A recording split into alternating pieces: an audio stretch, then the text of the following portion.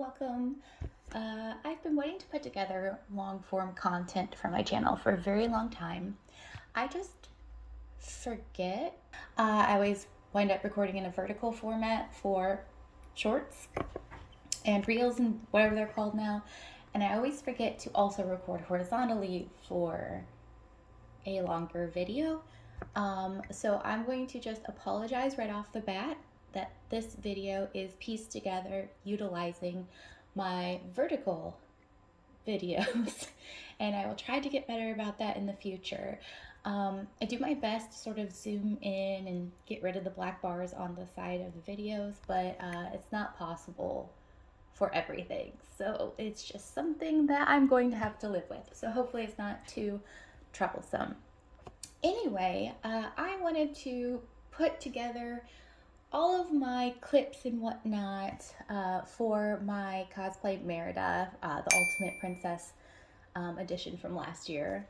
I wanted to put it all together into one video and sort of explain how I created it. I've had a few questions on Instagram come through, and I thought that maybe it would just be easier to put it all together in a video so that you can see how I made it and answer any questions. But I am pretty responsive on social media. If you comment your questions or you find me on Instagram and DM me, I'm usually really responsive and can answer any questions that you have. I don't hide my secrets. I love to share when I figure out how to do something, and I love helping people figure out how to do something. So I'm pretty open about that. So feel free, or don't if you don't want to. I also think I'm going to split this into 2, maybe 3 videos, depending on how long it is. Turns out I have a lot of footage, and I think it's too much for a single video. So the first one, this one, will be lots of, or all the sewing bits. And then I think the next one will be the armor. And depending on how long that one is, if there's the need for a third one, I think there'll be the 3D printing and wig styling, the shoes, and all the extra little bits. Yeah, so hopefully you enjoy. Subscribe if you feel like it, or don't. Like and share, or don't. I'm pretty easygoing here, so hopefully you enjoy, and I guess on to the sewy bits. So I created the bodice utilizing a pattern from Nikita Cosplay. I'll definitely throw it down in the description if you're interested. Highly, highly recommend. Bodice fully boned, fully lined, that I used a plaid that I got from Fabric Wholesale Direct that was similar to the doll, but not quite the same. The trim was made out of a faux leather that I hand stitched on and then later actually removed and machine stitched on. It made it a lot cleaner than what you see here. Sleeves were super simple. I measured the armhole, and then I actually just measured from where it sat down my wrist. Actually, it's easier to hold it. Not the easiest thing to do by yourself, but it is possible. So I just did something like this. I measured it around my wrist, and then I also measured around here. I did it tightly and then flex to see how much room I would need. And then I just used that to draw a shape, something like that, where it tapered in. And that's how I got my pattern, and it fit really well. Super easy, super simple to make a sleeve. And I just French seamed it, which is where you take your 2 pieces, you pin them like you normally would, and you stitch them together. So you'd have something like this. This would be right sides out. So this would be your inside, not that it mattered with the chiffon. And then you fold it over, or turn it over, so inside out, and you stitch along the seam again, but you make sure that when you're stitching, it is enough, as I drop it, is enough that it encompasses this whole seam allowance. So this, if I was stitching this, it would go right about here. I'm just gonna put a fold in there so you can see. And then you would turn it inside out again. And you'd have like a little pocket on the inside. And then this would be your seam. So there's a bunch of videos out there that explain it way better than me, but that's just how I did it. The French seam, it just looks really clean on fabric that frays a lot, like chiffon. It looks great on sheer fabrics. It's really not hard at all. Highly recommend. Just make sure you seal your edges with like Stop Fray, or in this case, I sealed it with fire. So be careful if you use fire, but that's all I did for the sleeve. And then they were hand stitched on. There's a crisscross section of faux leather on one side. And I just did the same thing where I measured myself in places, and then I flexed to make sure I had room. Made it a little big so that I could pin it to the sleeve because I did not measure the sleeve, and just hand stitched that onto the chiffon. And then I did the same thing for the straps around the bodice. Cut strips, held them up, hand stitched them in place. And then some final details on the bodice. There's this chain that I got off of Etsy. It goes across the bust. It holds the bodice in place. Drapes down around the front and hooks onto these 3D printed buckles I made. And then I have this little bow detail made out of Warbler black and an arrow charm I found at Walmart or Michael's or something. I actually made this last minute because my first one broke, so I did the job. And then there's also this little fur detail, which is just hand stitched on. I don't have a ton of video of me making the skirt. I lost my father during the creation of this, and right around the time of me making the skirt, and I just didn't feel like being on camera or recording anything. But I'm the type of person that always has to be working on something to distract myself from my emotional trauma, I guess. And so I kept working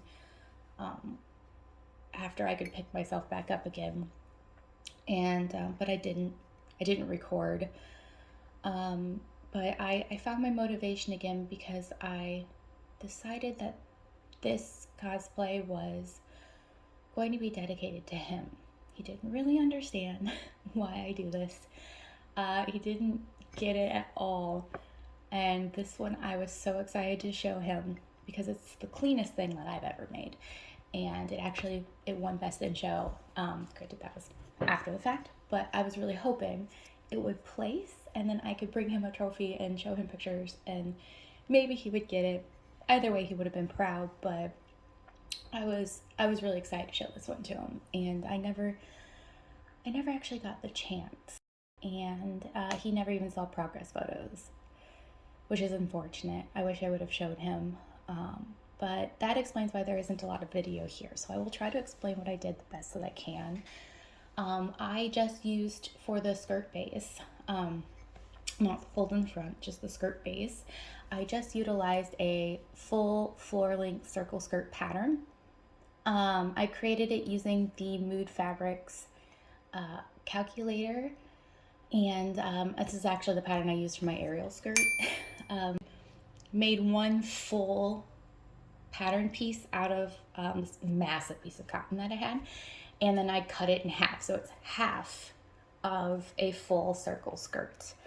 I just used that to cut my base out of the plaid and out of the burgundy micro suede. So that was my skirt base. And then for the folds in the front, I actually played around with paper to try and figure out what I wanted, like on a small scale. And I just cut in the shape that I want. I make a lot of Sailor Moon cosplays, and I actually utilize a technique for making the Super Sailor Moon butt bow, how it has this zigzag thing. So I use the same shape and idea to come up with the flaps in the front of my skirt. So I knew what shape I needed, and I cut that into paper, and I played with this over folding technique to get that zigzag. Once I had it exactly how I wanted it on this notebook paper, I transferred it over to butcher paper in the right size that I needed it, and then cut that out of the fabric. And so this is another section where I completely forgot about all of the technology that I have. I could have used Adobe Illustrator to make this pattern. I could have printed it out. I could have laser cut it. I could have done so many things, and instead I hand drafted it onto butcher paper just by eyeballing it off my phone and cut it out by hand out of the faux leather. So if you're confident in your drafting skills, this will work for you. But if you have other means and you want to make sure that it's perfect, use Illustrator, use laser cutter. And don't do as I do. I just stitched together 2 layers of the faux leather to make it thick enough. I prepped the edges by gluing them together with some fabric glue. This helped to fill in the pores so that it wasn't so absorbent, and also seal those 2 edges together. Prepping it for this product called Edge Coat, which is used to seal up the edges of leather. It just made it look really nice and finished so we didn't have any raw edges. I made the mistake of not organizing these pieces in any sort of way. So I had to sit down and organize everything and try to make it all fit like a puzzle, which wound up being a lot harder than I thought it was going to be. So definitely organize your pieces and label them somehow. Don't be like me.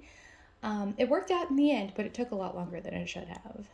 I made the decision to machine stitch these on for time's sake. I went over all of the machine stitching with a copper embroidery thread that I hand stitched to add a little sparkle, make it look a little more rustic. But I don't actually have video of me doing that because that was during, You're going to find there's a lot of 4-strand braids in this cosplay. I decided to change the original design from the pattern that it had to a 4-strand braid because I once again forgot I owned a laser cutter and could have cut it out of the faux suede, but instead I decided to braid 9 yards of trim together. It took a lot longer than it should have. I think it turned out nice. It actually added a nice weight to the skirt. And there's a front drape to this outfit that is just a square of plaid that I pleated up the side.